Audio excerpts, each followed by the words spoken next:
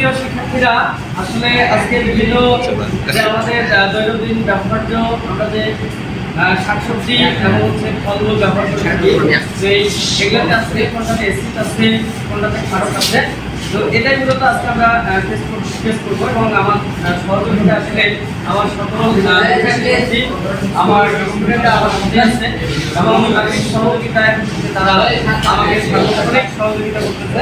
এবং মূলত আজকের এই টেস্টটা যে করবে আমার প্রধান সহযোগী মাহফিল, এদিকে আসো মাহফিল ইনশাআল্লাহ।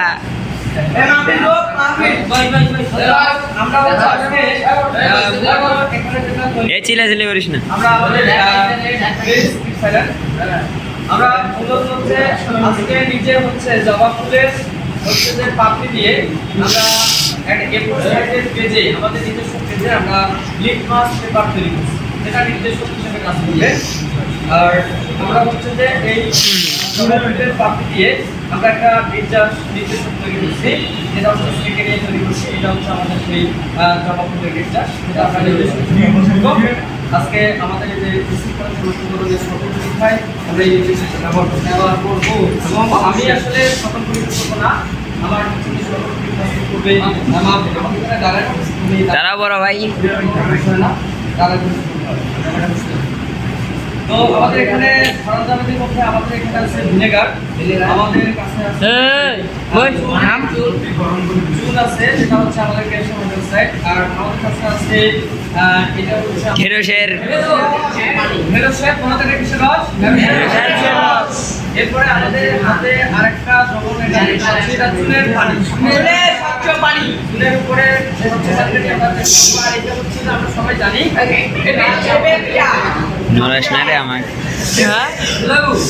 আর একটা যেটা আমরা টেস্ট করতে চাচ্ছি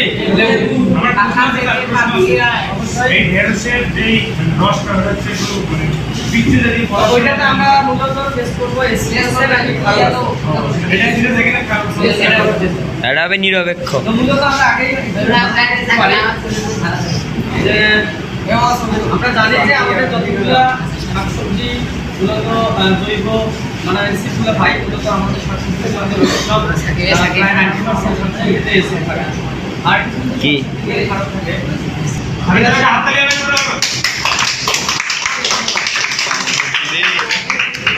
আসতে হয়। মূলত আমার হাতে যেটা আছে ভিনেগার, এই ভিনেগারের হচ্ছে বাণিজ্যিক নাম, এটা হচ্ছে বাজারে ভিনেগার নামে পাওয়া যায়। এর অর্থ হচ্ছে এটা বাণিজ্যিক নাম ভিনেগার। এটা রাসায়নিক নাম অ্যাসিডিক অ্যাসিড, না এটা হচ্ছে রাসায়নিক নাম হচ্ছে যে ইথানোয়িক অ্যাসিড। কি নাম? Ethanoic acid. এবং এটা সংকেত হচ্ছে CH3, এটা হচ্ছে সংকেত। আর এটা সাধারণ একটা নাম আছে যেটাকে বলে acetic acid. Acetic acid, acetic acid. এটা ধুয়ে নিয়ে ভাজা শুরু করে আমরা হচ্ছে নির্দেশকটা নিলাম। এটা হচ্ছে নির্দেশক আগেই যোগ করলাম। এখন আমি এটার মাধ্যমে টেস্ট করব যে আমি এটার মধ্যে হচ্ছে যে অ্যাসিটিক অ্যাসিড যেটাকে ভিনেগার, আমি এরপরে ভিনেগার যোগ করব। এখন যদি এটা মানে লাল কিন্তু আছেই, এটা আরো ডিপ লাল হবে, আরো ডিপ লাল হবে। অবশ্যই যদি ডিপ লাল হয় আরো হবে, তাহলে বুঝবো আমরা এটাতে কি আছে, ভিনেগার। তাহলে যে লাল ডিপ হচ্ছে একটু করে দেখো কি আছে, ডিপ হচ্ছে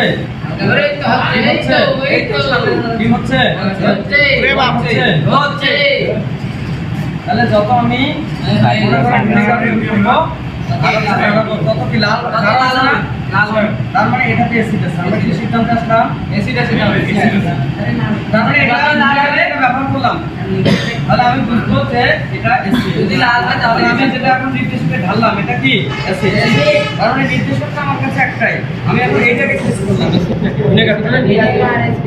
ভিনেগারে, এটা হচ্ছে কি লাল হচ্ছে না, ডিপ লাল আছে, তার মানে এটা অ্যাসিড। আমি এতটুকু সিদ্ধান্তে আসতে পারি যেটা কি লাল আছে না।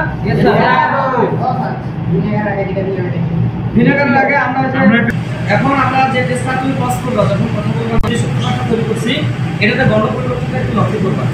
আমি এক ফোঁটা দিব আছে, দেখবা এটা একটা আমাদের নিজস্ব বানানো হচ্ছে যে লিটমাস পেপার, যেটা হচ্ছে দিলে এটা লাল হবে, দিলে লাল হবে। এটা কিন্তু লাল না, একেবারেই লাল হয়ে যাবে, দেখো একেবারেই লাল হয়ে যাবে। হ্যাঁ হয়ে গেল। কই কই কই কই ইনশাআল্লাহ।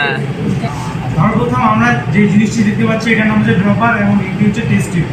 আর এই যে আমরা যে এই তরল পদার্থ দেখতে পাচ্ছি এটা হচ্ছে একটি নির্যাস, অর্থাৎ গোলাপের আমরা জবা ফুল বা বিভিন্ন ধরনের ফুল দিয়ে মিশ্রিত জবা ফুল ইউজ করছি।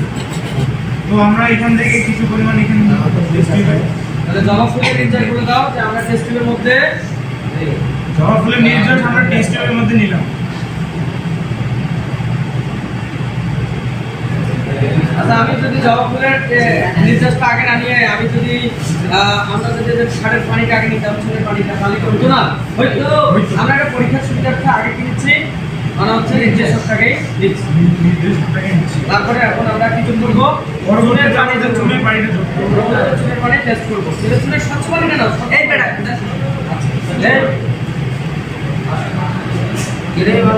এটা আমরা করতে আসছি, ভুল হইতে পারে। দেখো ঢাকা নীল হবে, নীল হবে, ঠিক আছে, বর্ণ পরিবর্তন হবে। আচ্ছা ঠিক আছে, এটা ভালো তুমি নীল থেকে আমরা বুঝতে পারলাম যে এটা হচ্ছে, দেখো তো আমরা যে হচ্ছে নির্দেশকটা ব্যবহার করছিলাম নীল লিটমাসের মতো না, নিচে শুক্রারের মতো করে এটা হচ্ছে মূলত তারা আমরা বুঝতে পারি ছাড়ো, এটা ভাই এখন ঢেঁড়স পরীক্ষা করে এরপর আমরা হচ্ছে দুটো টেস্ট করলাম। প্রথমে যেটা টেস্ট করলাম এটা হচ্ছে আমাদের অ্যাসিড টেস্ট, ভিনেগার টেস্ট। দ্বিতীয় টেস্ট আর আমরা এখন আমরা যেটা করব, আমরা আমাদের হচ্ছে লেবুর রস, তো লেবুর রসে আসলে কি আছে, অ্যাসিড নাকি খারাপ? লেবুতে অ্যাসিড আছে, এটা খারাপ আছে। এটা হচ্ছে আমার হচ্ছে প্রিয় স্টুডেন্টরা, এটা হচ্ছে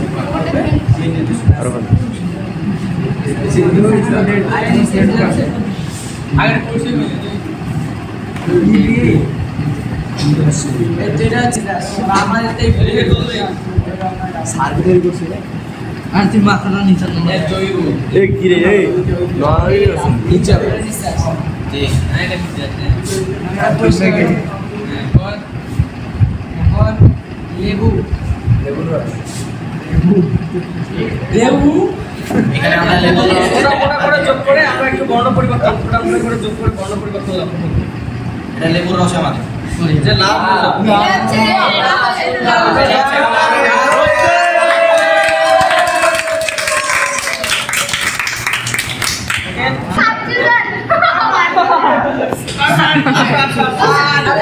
বাণিজ্যিক নাম হচ্ছে ভিনেগার, আর এটা বাজারে ভিনেগার হিসেবে পাওয়া যায়, নাম হিসেবে পাওয়া যায়। আমরা এই যে অতিরিক্ত খালি পানিটা আমরা নিয়ে নিচ্ছি আর বাকি যেটা ময়লা ওটা এখানে থেকে যাবে।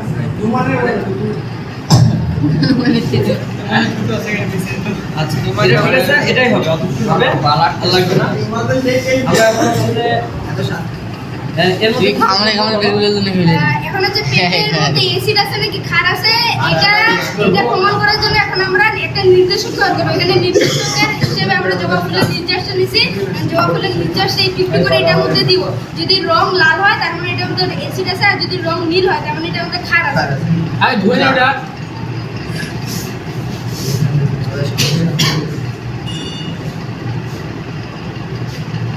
এই যে এটা তো জবা ফুলের নির্যাস। ভালো স্কোর না সে হলো না কই রে রং পরিবর্তন হচ্ছে কই বেশি করে দে না নীল না হলে বুঝতে হবে অ্যাসিড আছে, ফলে অ্যাসিড থাকে, এটা আমরা সবাই জানি। মানে যদি নীল হতো তাহলে তো পরিবর্তন হয়ে যেত, অ্যাসিডের পরিমাণ কালার পরিবর্তন নীল, লাল তো অবশ্যই হতো না। নির্দেশক যোগ করলেই ওটা বর্ণ পরিবর্তন হচ্ছে, বর্ণ তো পরিবর্তন হচ্ছে না, নীল হয় না, এখানে অ্যাসিড আছে। তার মানে আমরা কি বুঝলাম, তাহলে পেঁপের যে নির্যাস ওটাতে কি আছে, আমরা যেটা দেখলাম অম্ল ক্ষারক শনাক্তকরণের বিভিন্ন রকম টেস্ট আমরা ইতিমধ্যে শেষ করে ফেলেছি। তো আমরা একেবারে শেষ পর্যায়ে চলে এসেছি। তো আমরা এখন আমাদের আজকের এই যে বিভিন্ন ধরনের ফলমূল হচ্ছে যে জবা ফুলের নির্যাস ব্যবহার করে বা নির্যাস হিসেবে ব্যবহার করে আমরা বিভিন্ন ধরনের ফলমূল, এরপরে হচ্ছে আমাদের শাকসবজি আমরা টেস্ট করে দেখলাম যে কোনটা টেস্ট আছে, কোনটা খারাপ আছে। তো এটা আলাদা পরীক্ষা করে আমরা অনেকগুলা টেস্ট সম্পন্ন করেছি। তো আজকে আমাদের এই যে এখানে শেষ করছি। সকলকে ধন্যবাদ।